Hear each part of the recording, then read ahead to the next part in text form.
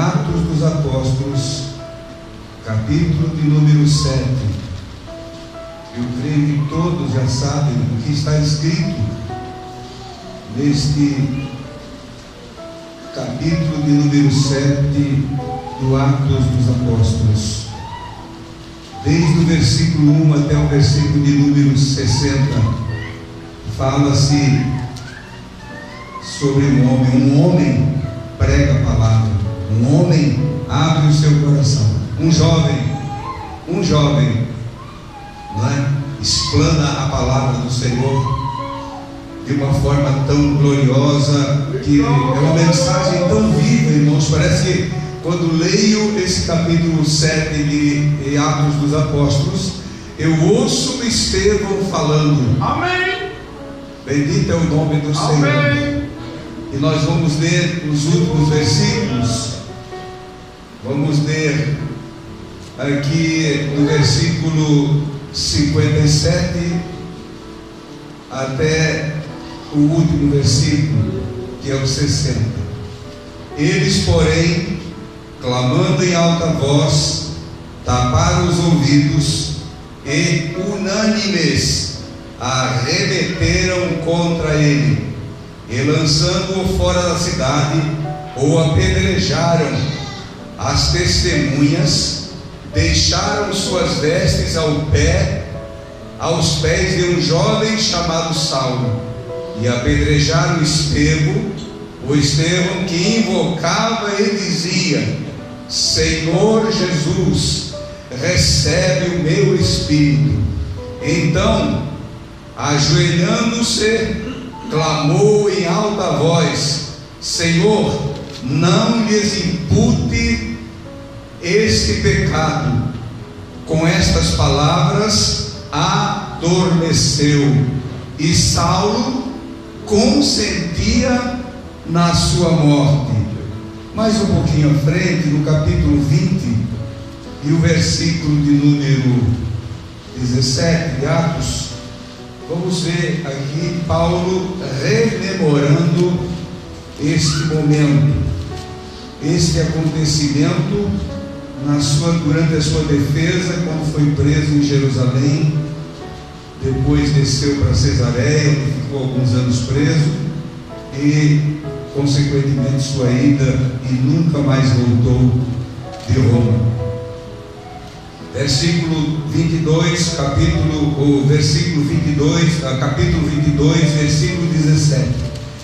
Tendo eu voltado para Jerusalém, enquanto orava no templo, sobreveio-me um êxtase, e vi aquele que falava comigo: apressa-te e sai logo de Jerusalém, porque não receberão o teu testemunho a meu respeito. E eu disse: Senhor, eles bem sabem que eu encerrava em prisão e nas sinagogas açoitava os que criam em ti.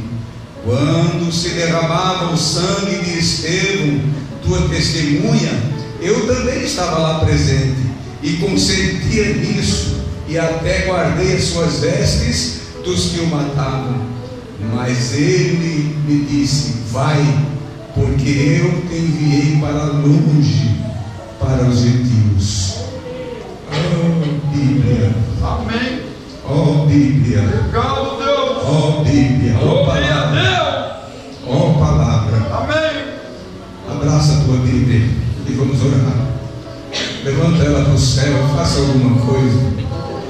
Senhor nosso Deus, nosso Pai, quero agradecer pela tua palavra, pelo teu amor, pela tua bondade e misericórdia, por tudo que está registrado aqui, Senhor Jesus, para o bem da tua igreja, para o fortalecimento, Senhor, e nós nunca nos esquecer de quem tu és e do que tu fizeste, Senhor, de favor. Eu te peço, meu Cristo amado, no teu santo e glorioso nome, para sempre, Jesus. Amém e amém. Por favor, irmãos, baixe um pouquinho o som. Pode sentar, queridos irmãos. Nós passamos um final de semana passado uma linda festa aqui e parece que muita gente programou esse domingo para folgar, para passear. Infelizmente é sempre o que eu espero, depois de uma festa, depois de um movimento. Não, irmãos, Jesus vai surpreender muita gente. Muita gente vai ser surpreendido na sua vida. E nós não queremos ser alguém que venha, como disse o apóstolo Pedro, né, o apóstolo João, que naquele dia não venhamos ser confundidos por ele. Confundidos. Ele vem, leva o seu povo e a gente fica. Daí você diz: por que tu me deixou? Esqueceste de mim? Surpreendido. Pensamos que estamos prontos, mas a sua vinda repentina, o rápido, misericórdia, Deus, o arrebatamento da igreja que virá. Eu ouço falar nisso desde muito criança, mas essa mensagem nunca saiu dos meus ouvidos, ainda que por muito tempo eu continuava ouvindo, mas dizendo: Senhor, não vem não, porque eu não estou pronto, eu não estou preparado. amém. Nós precisamos estar preparados, irmãos. Amém. Preparados para o arrebatamento da igreja do Senhor.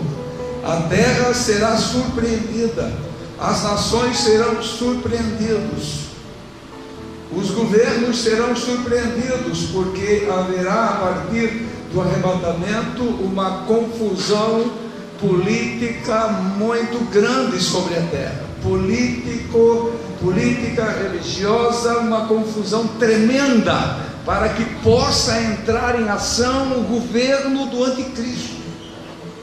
Vejam só, irmãos, e quem conhece a palavra do Senhor, a grande tribulação não vai começar no meio dos 7 anos e meio, não. Vai começar no primeiro momento, quando você procurar o teu irmão, quando você procurar a tua irmã, quando você procurar a tua esposa, quando você procurar teu filhinho pequeno e não achar mais, você que conhecia o Senhor, você que ouvia a palavra, vai dizer: meu Deus, Oh, Jesus, aconteceu mesmo. misericórdia, Deus. Aconteceu. Que Deus nos ilumine, irmãos, e nos dê força, graça, para sempre sermos soldados prontos, e nunca estar aguardando que os outros façam, que alguém faça por mim, que alguém resolva o meu problema, que alguém resolva a minha dificuldade, que alguém ore por mim, que alguém me prepare. Não, irmãos, eu posso até dizer: Jesus me ajuda a santificar, Amém. mas a santificação depende de mim. Amém. Depende de mim. Amém. Se eu não quero, eu vou ser santo? Nunca. Então eu posso dizer: Senhor, ajuda-me a ser santo, ajuda-me a ser justo, ajuda-me a ir na tua casa, ajuda-me a orar, ajuda-me a contribuir, ajuda-me, Senhor, porque em tudo nós somos fracos, irmãos, e muito falhos. Então nós precisamos, nesta noite, abrir o nosso coração e olhar para esse testemunho aqui, irmãos. A igreja do Senhor, irmãos, queridos irmãos, desde que iniciou em Jerusalém, que Jesus plantou esta planta, esta árvore que hoje se estendeu por toda a terra, chamada a igreja, e Jesus chama a minha igreja. Ela nunca parou, em momento algum. Estes elos que unem-nos o princípio foram desligados. Sempre houve esta ligação com a palavra, com as promessas, com aquilo que Jesus dizia. Estevão foi um dos diáconos. Nós ouvimos isso no sábado, no domingo passado aqui, quando estávamos aqui no encontro de jovem. falando sobre os dois homens que se destacaram entre os diáconos. Aliás, quando você olha a lista dos diáconos aqui em Atos dos Apóstolos, você vai ver primeiro o nome de Estevão e por segundo de Filipe, os dois que coincidentemente ou não se destacaram, não é? Cheios do Espírito Santo. Eu olho para este jovem chamado Estevão e pela fé, irmãos, quando pregamos a palavra, nós temos que ver alguma coisa. Amém. Nós temos que pedir que o Senhor pinte um quadro diante de nós e nós, pela fé, estamos enxergando o invisível. Enxergar o invisível, irmão Luiz, é somente por uma fé genuína. Amém. Uma fé primeira. Amém. A fé santíssima. Amém. Na qual Judas no versículo 20 falou que é a fé santíssima que nos leva a crer, a ver aquilo que não conseguimos palpar. Amém. Que há muita gente, mas o que é isso? Eu não posso crer naquilo que eu não vejo, naquilo que eu não toco, naquilo que não vem, naquilo que não resolve o meu problema. Não posso crer nisso. Mas nós temos que viver pela fé. Amém. A igreja vem caminhando desde aqueles primeiros dias, única e exclusivamente pela fé, subindo.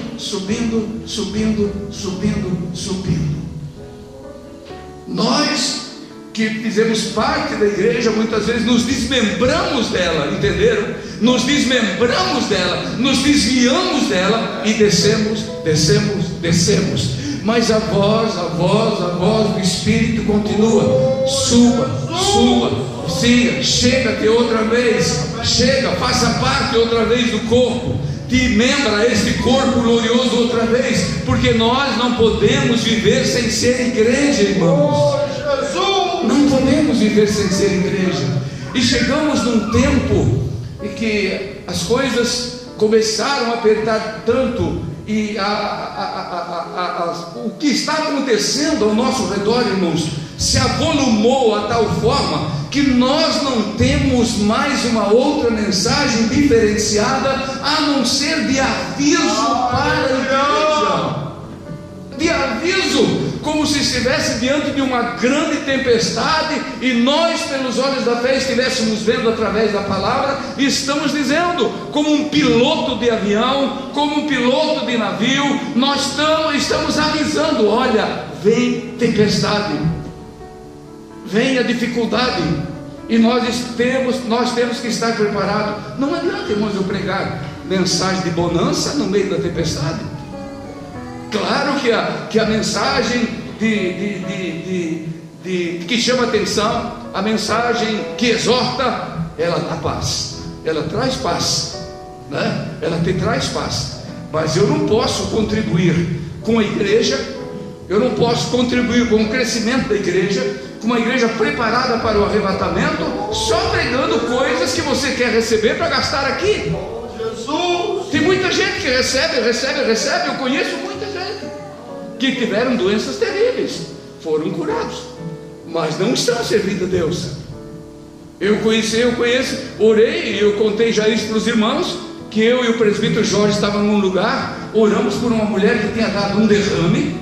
Nós que estávamos lá oramos todos juntos, e Jesus curou aquela mulher paralítica que não andava, curou na hora, saiu andando atrás de nós, mas nunca foi para o culto, só quis receber.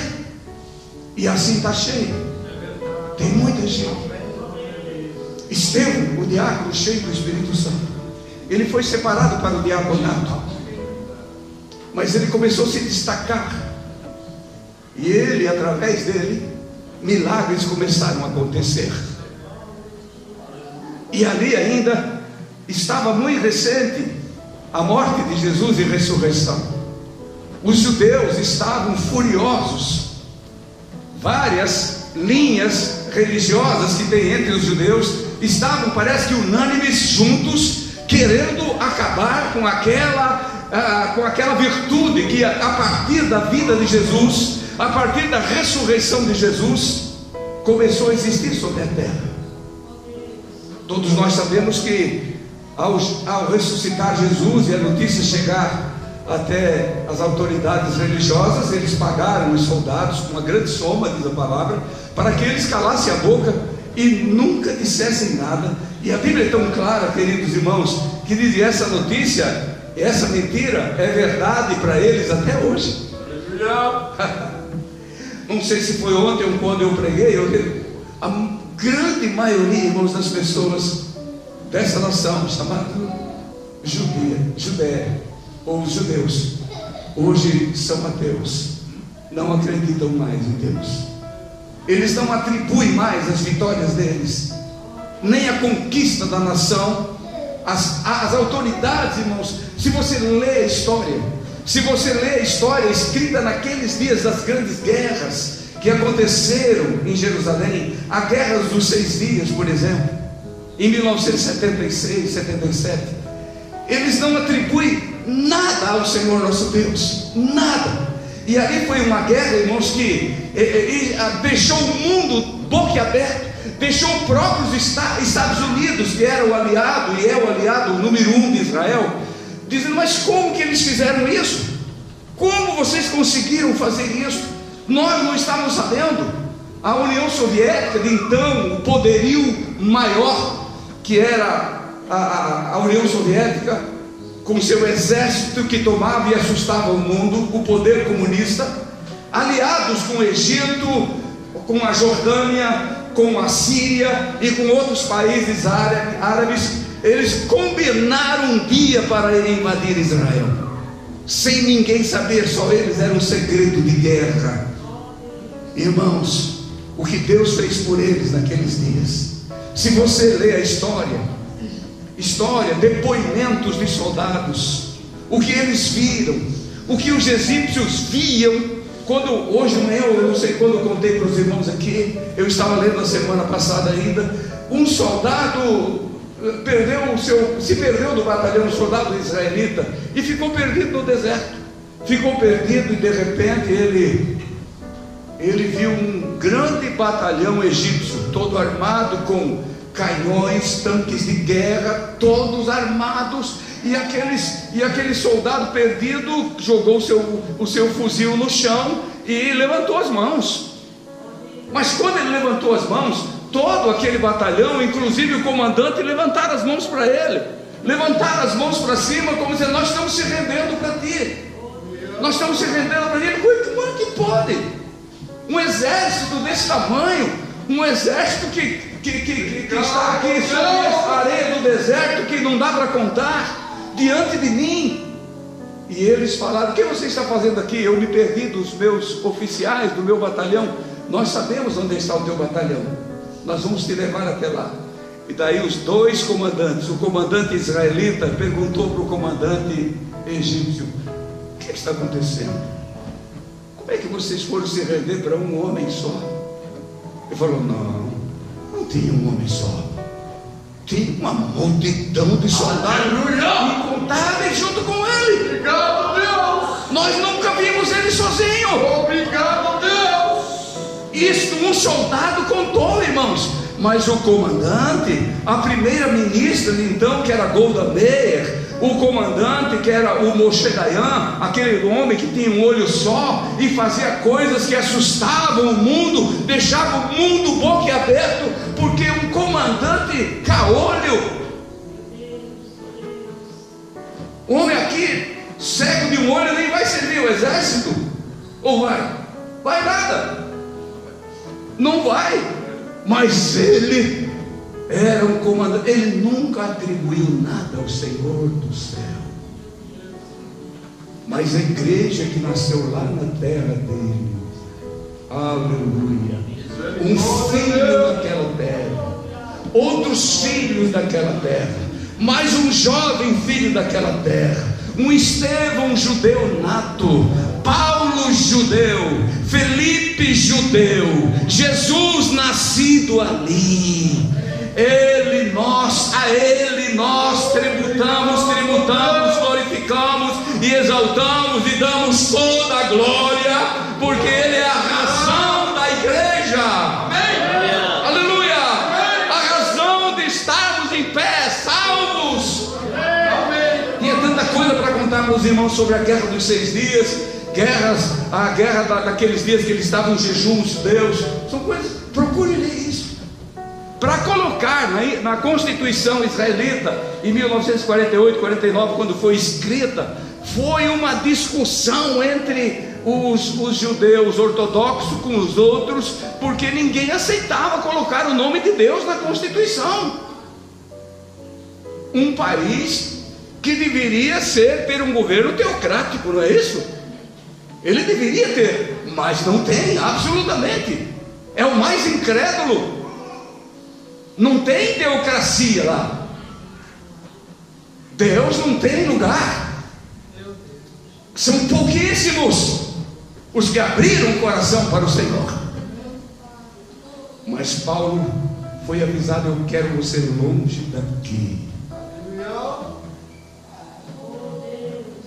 Eu quero que os gentios ouçam a minha voz. Eu quero que o Brasil, que ainda não existia, ouça a minha voz. Eu quero que a América ouça a minha voz. Obrigado, Deus. Paulo tinha sentado no coração de ir para Roma, planejou ir para a Espanha, mas Brasil não se falava. Mas no livro do Senhor estava essa grande nação, que teve um dos maiores privilégios da terra em conhecer o puro Evangelho de Cristo, e hoje muito despreza esse Evangelho, não é? Distorcendo a bendita palavra da verdade, da santificação, da esperança da vida eterna, para viver conforme o mundo vive. Mas a igreja, esse elo divino, nunca foi quebrado. Amém. Estevão começou a ser usado, e a inveja dos judeus, eles se reuniram, e diz aqui a palavra que no início do capítulo 7, ou fim do versículo 6, capítulo 6, que unânimes eles se juntaram para ir contra a igreja, e o alvo maior era Estevão. O alvo era aquele que estava sendo usado. O alvo sempre será aquele que guarda a palavra. O alvo será sempre o grupinho que vive em santificação. O alvo será sempre aqueles que ainda recebem o batismo com o Espírito Santo com fogo. O alvo será sempre aqueles que profetizam a palavra. O alvo não é esse mundo aí fora, irmãos, mas o alvo é aquele que testifica a verdade e aguarda o grande dia do arrebatamento. Este é o alvo. Glória a Jesus. Estevão foi levado ao sinédrio. Já imaginou, irmãos? Era um moço. Eu vejo assim um rapaz dos seus 20 e pouquinhos anos. Um moço. Quando falamos em João Batista, que ele foi decapitado, nós pensamos assim: era um velho barbudo, não é, gordo, um velho. Não, irmãos, era um mocinho com menos idade de quando Jesus morreu. Tinha 6 meses de diferença um do outro. Jesus com 33 anos e meio, ele com seus 33 anos por aí, deu a vida. E nós achamos que era um velho. Onde estão nossos moços valentes? Eu pergunto, irmãos, e envergonhado digo: aonde está a tua juventude que tu ofereceu para mim? Por que tu não ofereceu teus melhores anos para mim? Eu não tive oportunidade, irmãos? Tive oportunidade de ouro, mas me esquivei disso. Para mim isso não servia, não era bom negócio. Não, eu queria primeiro viver, ganhar a vida, ser feliz aí fora, mesmo com o nome de crente. É o que a maioria pensa hoje, infelizmente, meu irmão. Se tornamos religiosos, achamos que os nossos pais estão lá orando por nós, isso já dá sustentação. A minha avó orou por mim. Um dia essa oração da avó vai acabar, um dia essa oração do papai vai terminar, meu irmão. Um dia a oração da mamãe vai terminar, e o Senhor vai exigir de você, vai exigir de mim. É eu que tenho que me virar. Amém. Estevão, a palavra não fala quem eram os pais dele, mas com certeza era de uma linhagem muito boa. Muito boa. Na Bíblia só tem um Estevão. Eu não achei outro Estevão aqui. Só tem um Ló também. A história de Ló. Amém. Só tem um Estevão. Esse Estevão se destacou. Foi para o Sinédrio e provocaram ele. Como é lindo, irmãos, um crente cheio do Espírito Santo ser provocado, e o Espírito Santo diz assim: deixa comigo, eu resolvo o assunto. Ainda que você tenha que dar a vida, filho, ainda que você tenha que se entregar por mim, eu darei a minha palavra. Eu estarei falando nos teus lábios, eu estarei ungindo-te para a vitória, para o poder, para a glória. É isso que o Espírito Santo nos diz, é isso que o Espírito Santo nos revela. E nós, irmãos, não temos essa confiança. Começamos a olhar e fazer nossos planos. Estevão estava ali. Quando eles olharam no início da mensagem, para o rosto dele brilhava como o rosto de um anjo. Meu Deus. Meu Deus, que isso? Brilha como o rosto de um anjo. Não tem amargura, não tem ódio, não tem nada. Amém. O que tem é a glória do Espírito sobre ele. Amém. A virtude do Espírito estava sobre ele. Amém. A glória do Senhor estava sobre ele. Glória E ele a foi discorrendo a palavra, irmãos, desde o Gênesis até chegar os dias do Senhor.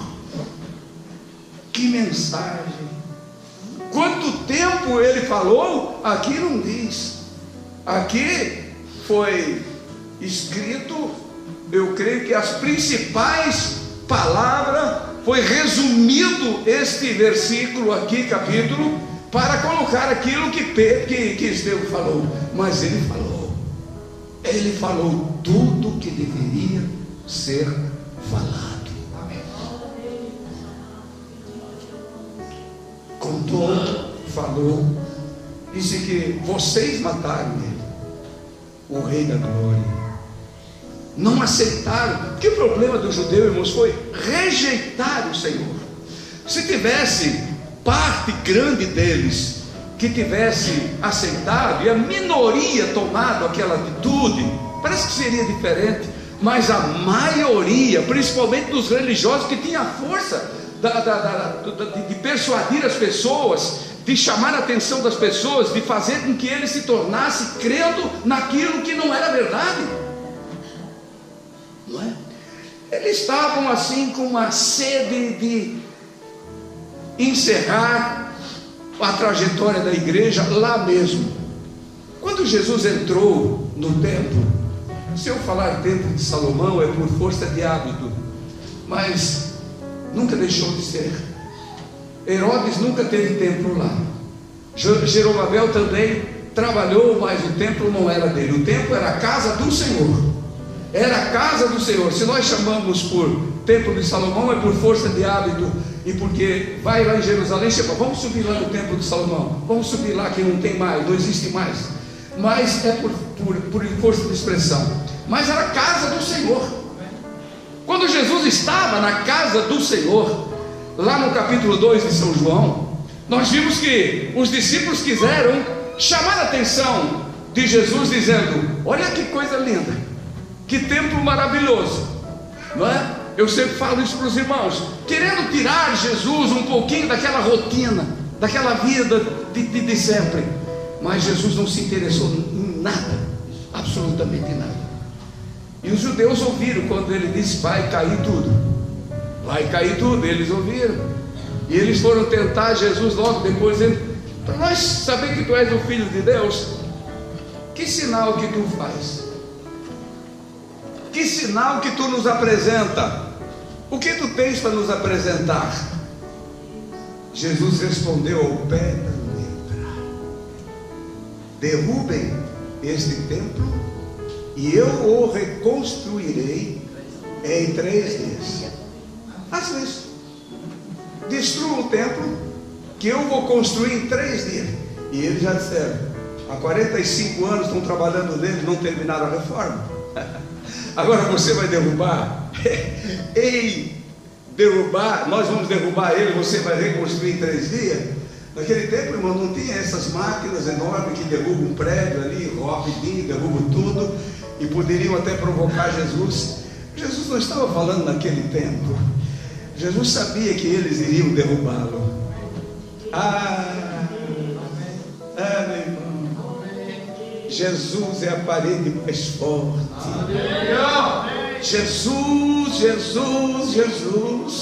Jesus disse: derrubem. Experimente derrubar. Que orabaxaia. Em 3 dias eu edificarei. E aconteceu ou não aconteceu, irmãos? Aconteceu? Em 3 dias se reergueu o templo. Aleluia. Jesus é o templo que tem porta. Glória a Jesus. Nós entramos e saímos por essa porta. Em 3 dias Jesus se levantou. Mas Jesus morreu. Eles compraram os soldados. A mentira correu, que era mentira a ressurreição. E isso não tirou a fúria do coração daqueles homens de forma nenhuma. Eles queriam, porque queriam interceptar tudo aquilo que era falado sobre o Senhor. Eles punham guarda em todos os lugares para ouvir as pessoas. Quando ouvia Estevão nunca falou o que eles disseram aqui, contra Moisés, contra o templo e contra isso, contra aquilo.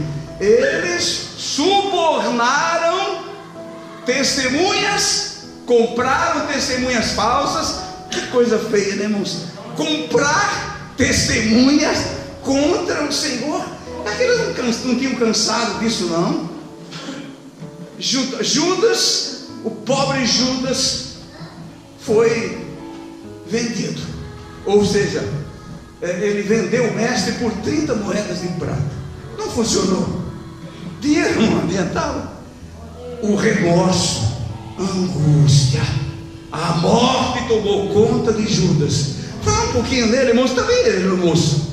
Era um moço com capacidade. Quando você olha assim, quando Jesus escolheu os 12 apóstolos, ele reuniu todo o grupo de discípulos. Era muitos discípulos, era muita gente. Eles, aquele ali, ó, Judas Iscariote, eu quero comigo. Ninguém disse, ele é um mau rapaz. Ele disse, não, ele merece, ele era um bom rapaz. Sabe o que destruiu ele? Sabe o que destruiu ele? Uma coisa que muita gente não percebe e carrega junto: amargura. Ele foi repreendido pelo Senhor em certa ocasião, com certeza sobre dinheiro, e entrou no coração dele a amargura. Eu vou me vingar. Que coisa triste, irmãos. Não funcionou. Os soldados foram comprados para mentir, não funcionou. Agora compram testemunhas, subornam testemunhas para testemunhar contra Estevão. Também deu em nada. Em nada. A igreja do Senhor nunca conseguiu parar. Ninguém vai conseguir parar, irmãos. Nós estamos muito preocupados. Quem não está preocupado com o que está acontecendo hoje? Coisas que nunca nós imaginávamos que iria ver, ouvir tal coisa. Essas coisas de gênero, essas coisas que estão aí em toda parte, tudo fala. Hoje a comunicação é tão rápida que é uma coisa espantosa. Todo mundo sabe de tudo. É bom você saber, mas com cuidado. Amém. Saiba, repito, o que eu também sempre digo para os irmãos: a igreja está lá no último do monte, no topo do monte, olhando toda a glória do mundo. Se você pegar, é teu.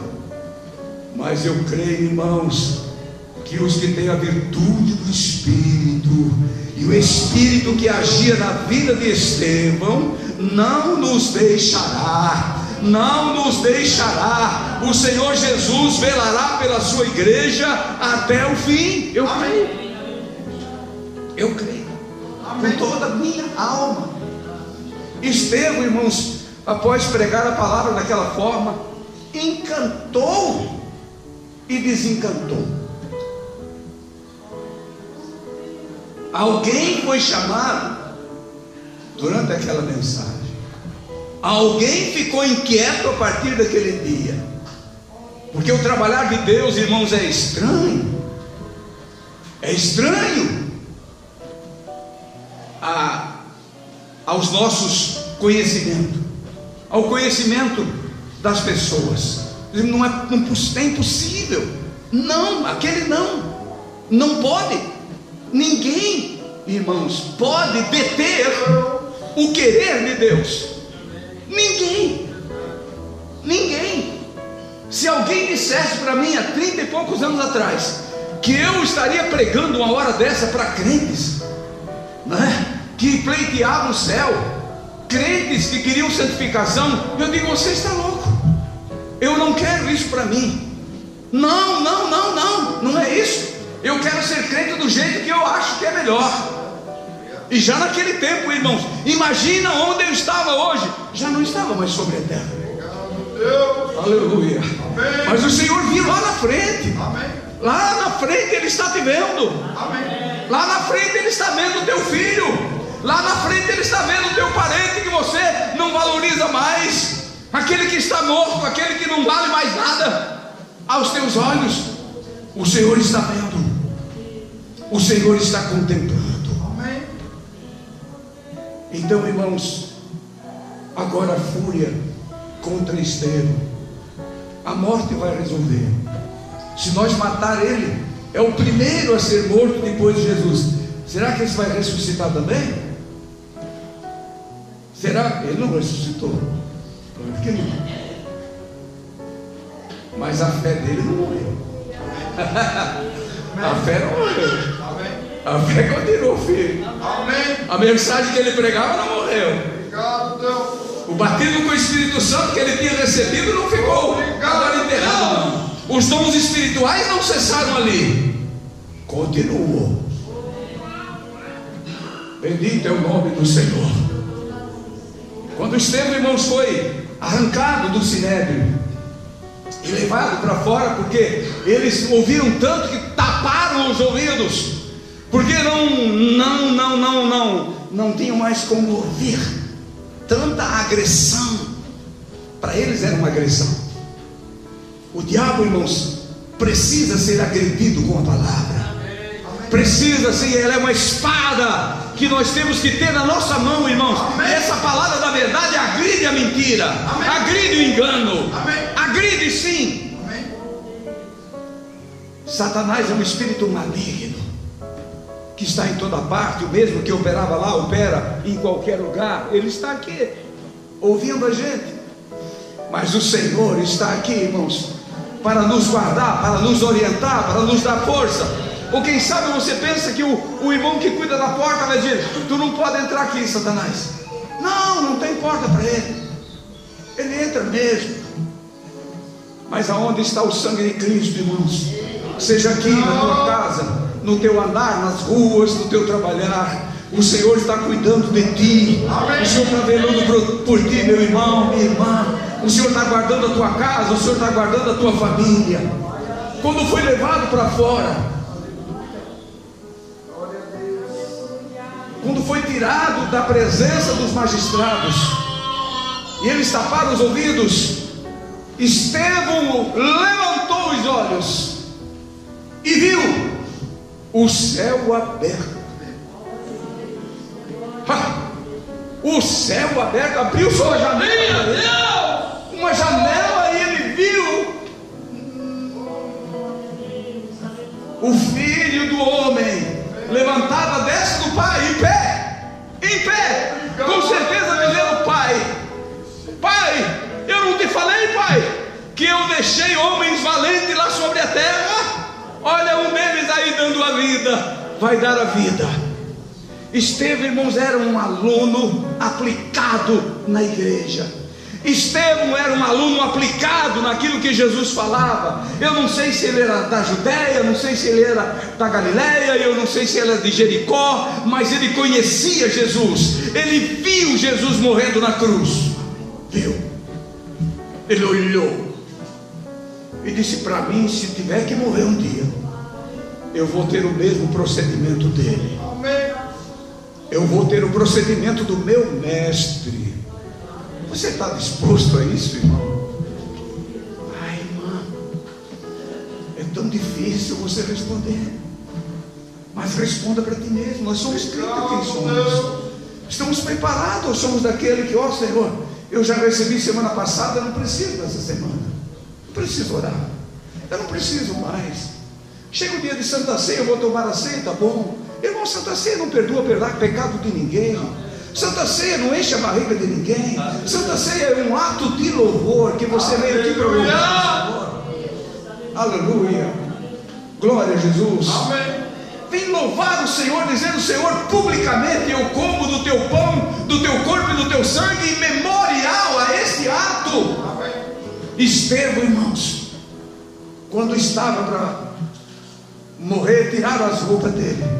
As roupas dele foram jogadas, guardada aos pés de um moço que nós conhecemos bem.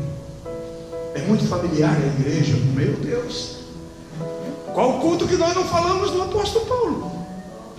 Naquele dia ele era o Saulo. O Saulo estava por ali, um doutor da lei, com certeza recém-formado, jovem, diz aqui, um jovem, um mancebo, chamado Saulo. Guardar as roupas de Estevão aos pés dele. Ele consentia naquilo. Não. Ele consentia, irmãos, mas a alma dele foi tocada. A partir daquele dia eu creio com a minha alma que Paulo começou a ficar perturbado. O que é isso? Ele prendia, ele arrastava, ele mandava matar. Com os cristãos ele era assim, ele era um braço forte dos sacerdotes, ele era um braço forte da religião hebraica, ele fazia tudo, ele tinha uma carta branca assinada: faça o que você achar de fazer, pode matar, pode prender, pode matar criança, faz o que quer. Meu Deus, ele via tudo. A ganância, a fome, o ódio contra a igreja era tão grande, meus irmãos.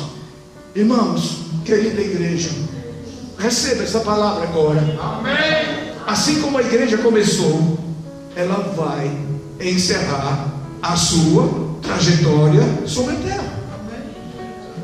A fúria de Satanás vai se levantar contra nós. Amém. E nós vamos chegar no momento que achamos que somos muito pequenos.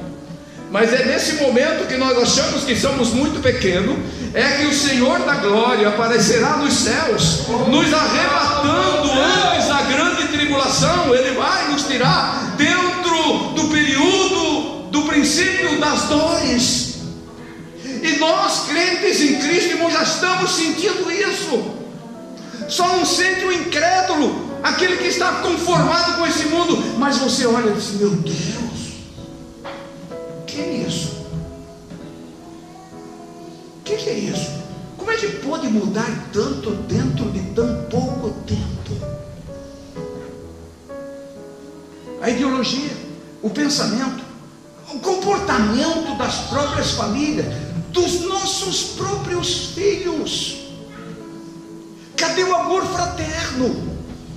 Aonde está aquele amor carinhoso? Jesus. Aonde está aquela conversa de pai e de filho de antigamente, de todos os dias, de todas as horas? Aonde está, meu irmão?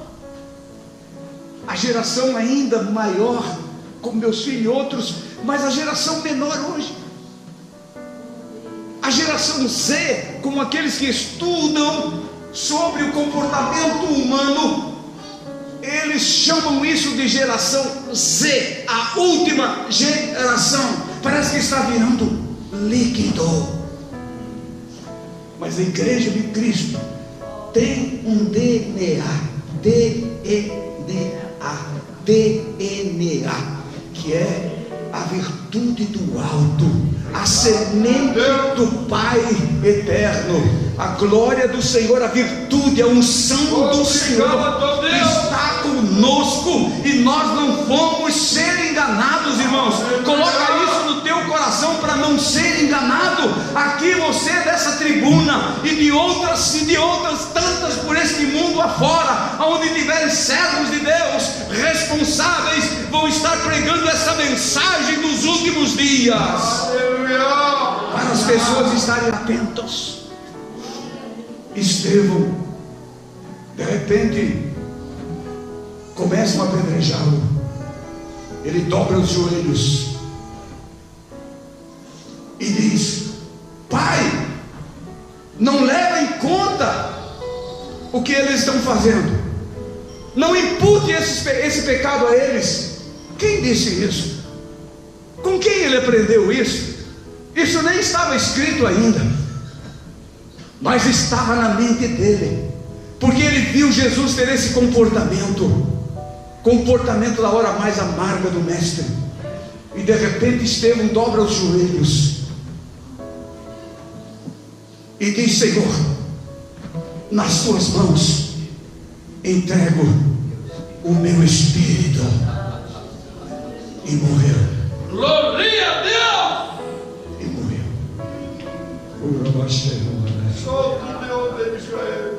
Não ia ressuscitar e não ressuscitou, mas a igreja se despertou. Irmãos, nunca pense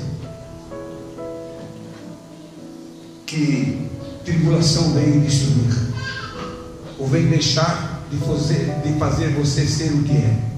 Tribulação vem fortalecer a igreja. Perseguição vem fortalecer a igreja.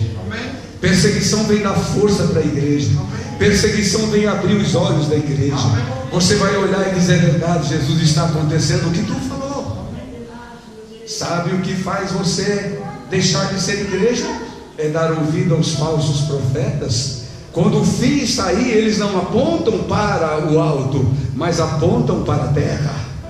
Torcem a palavra de tal forma que as páginas sagradas viram para a terra. Agora a leitura é só para a terra, a instrução é só terrena. Mas nós temos uma instrução, irmãos, que vem do alto, e é para o alto que nós estamos olhando. Amém. É para lá que nós estamos vindo. Amém. É para lá que nós vamos. Amém. Que Deus possa, irmãos, colocar no teu coração o que colocou no coração de Filipe. No outro dia, nos dias seguintes, foram dispersando-se todos de Jerusalém, exceto os apóstolos que tiveram que ficar em Jerusalém, mas foram para todo quanto é lugar. Eles foram para toda a Ásia Menor, foram para todo quanto é lugar onde tinha alguém que podia chegar lá ou não podia. A mensagem foi levada. Estevão, irmãos, foi um luzeiro que foi aceso em Jerusalém após Jesus, e disse: igreja, você não nasceu para ficar aqui, você não nasceu para ficar entre quatro paredes, você é a minha testemunha, tanto aqui na Judéia, tanto aqui na Galileia, em Samaria, como até nos confins da terra. Você é a minha testemunha, vai! Amém! Sai daqui! Quanto comodismo, meu irmão, quanto amontoado de pessoas. A religião está tomando conta da mente dos crentes. Religião, religioso. Eu tenho um pastor, eu tenho um lugar para me sentar, eu tenho um lugar para ir. Bíblia, para que Bíblia? Para que Bíblia? Para que ler a Bíblia? Bíblia eu esqueço na igreja e nunca nem vou buscar. Precisa de Bíblia. Satanás, irmão, está querendo impedir que a palavra seja lida, porque quando é lida e você presta atenção, é a boca de Deus falando com você. Amém. Deus abre a boca e fala. Amém. Ele se revela através da bendita palavra. Oh, irmãos, a perseguição, a luta em Jerusalém serviu para o despertamento. De repente não levou muitos dias não, quando Paulo, cheio de fúria, cheio de ódio, mas na cabeça dele, lá dentro, em algum compartimento daquele coração, tinha caído uma semente. Ele não esquecia da cena do rosto daquele rapaz chamado Estevão. Não posso esquecer. Como pode alguém morrer assim? Como pode alguém perdoar quem está matando? Como pode alguém dizer: Pai, eu entrego o meu espírito nas tuas mãos, e morrer em paz? O rosto dele brilhava como de um anjo. Eu não posso entender, Senhor, o que é isso? Olha, Senhor, eu tenho que dar um jeito na minha vida. E é assim que o Espírito Santo fala. Que carga de angústia não foi colocada no coração daquele homem, pastor Lércio? A angústia explodia aquele coração. Ele ia para Damasco, era o meio-dia, a cidade de Damasco já estava à vista, os portões da grande cidade de Damasco estavam ali, ele com a sua turba, armados até os dentes, contando uma lista, estava escrito o nome de cada um que ia ser morto, ia ser preso em Damasco. Ananias era um deles, outros irmãos e outras irmãs, grandes e pequenos, diz a palavra aqui, que ele arrastava e prendia. Mas de repente, aquele que Estevão viu em pé diante do Pai, aquele que Estevão entregou o Espírito, fala com Paulo, com Saulo: Saulo, Saulo, oh, Saulo, Saulo, oh, Saulo, está lhe ouvindo? Ele ouviu na hora, parece um trovão. Quem és tu? Olha a coragem do homem. Que é coragem. O Senhor precisa de homem de coragem, meu irmão. Homem de coragem. Olha a reviravolta que deu na vida daquele homem. Olha a situação que ele teve que enfrentar, irmãos, sendo homem de toda a confiança dos maiorais de Jerusalém. E agora ele vai ter que enfrentar uma situação dessa, mudar radicalmente. Saulo, Saulo, dura coisa é para ti dar coice, bater contra os aguilhões. Não faz isso. Falando com autoridade. De repente, antes que o Senhor fala isso, ele pergunta: quem és tu, Senhor? Eu sou o Nazareno a quem tu persegues. O Nazareno está vivo. Estou vivo. Não adianta, Paulo. Tu és meu. Não adianta tu chutar.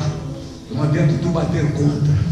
Não adianta tu querer arrebentar, porque você não vai conseguir, não. Eu sou Jesus Nazareno, aquele que tinha dito lá atrás: agora todo o poder lhe é dado no céu e na terra. Ele cai por terra, fica cego por 3 dias, mas ao acordar, ele olha, depois que o Senhor, aquele interagir do Espírito Santo na vida dele e na vida de Ananias, um interagir glorioso, vai orar por ele. Eu, Senhor, orar por um homem daquele? Não, Senhor, me perdoa. Vai orar, porque ele é meu. Ele é meu escolhido, ele é meu servo. Meu servo. Deus faz coisas estranhas, irmãos. Amém. Deus faz coisas estranhas. Amém. Deus faz coisas estranhas. Amém. Aleluia. Vai orar por ele, que ele está lá orando. Ele já está orando. E Ananias foi e deu no que deu. Entrou pelas portas de Damasco, mas já não conseguiu mais sair pelas portas de Damasco, porque os judeus ficaram sabendo. E a perseguição, irmãos, a igreja só cresceu por causa da perseguição. A igreja só vai permanecer em pé se ela for perseguida. Se ela viver nessa bonança, e não esqueça de igreja, nós precisamos sentir o peso para poder andar. Para poder andar. Você está disposto a isso? Meu Deus, irmãos, parece que a maioria dos crentes hoje estão escondendo as armas. Ele lá, soldado, parece que está, perdeu tudo, morrendo de fome, não tem mais alegria, não se vê mais lágrimas nos olhos. Manda orar, mal, abre a boca. Oh, lembra dos primeiros crentes, irmãos? Contemporâneos a nós, não vamos para a antiguidade, não. contemporâneos a nós, que oravam a noite toda, aleluia, passavam os dias nas cavernas orando, não muito distante daqui não, meus irmãos, e Deus abençoava, levantava um povo forte, um povo destemido, um povo glorioso, que levantou uma bandeira e nunca mais deixou essa bandeira descer. Não volte atrás, prossiga firme. Pedro agora, quando está lá em Jerusalém, já encerra a mensagem. São 9 horas agora, vamos encerrar já a mensagem. Quando Pedro estava em Jerusalém, irmãos, lá que foi preso, que eu li lá na frente do capítulo 22, preso para ser deportado. Não era, ou seja, Paulo, o apóstolo Paulo, não Pedro, o apóstolo Paulo, preso na cadeia pública de Jerusalém. Antes ele estava lá no templo e houve um êxtase, um momento de revelação, como teve o irmão Zanella, disse que ouviu uma voz lá no púlpito, ele estava sozinho ouvindo, orando. Pedro ouviu o Senhor.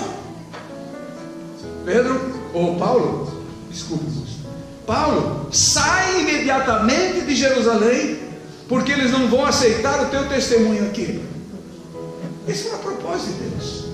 Hoje nós vemos que era a propósito de Deus, porque se Paulo ficasse ali, o que tinha sido feito com aquele homem?